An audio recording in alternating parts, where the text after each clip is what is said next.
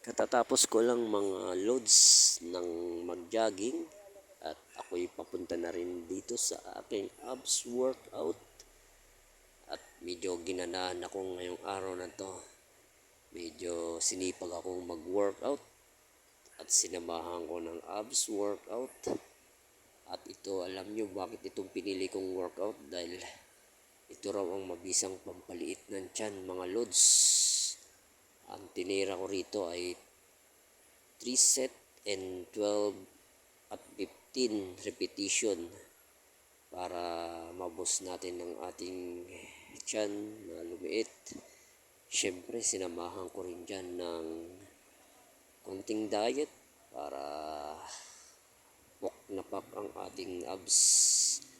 At kailangan mo pa rin mag-diet dyan mga loads para hindi naman sayang ang exercise natin sa araw-araw nating ginagawa.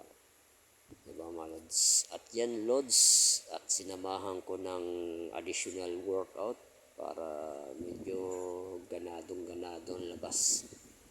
Para sulit ang araw na to. Okay mga loads, dito na lang tayo mga loads. What's up mga loads?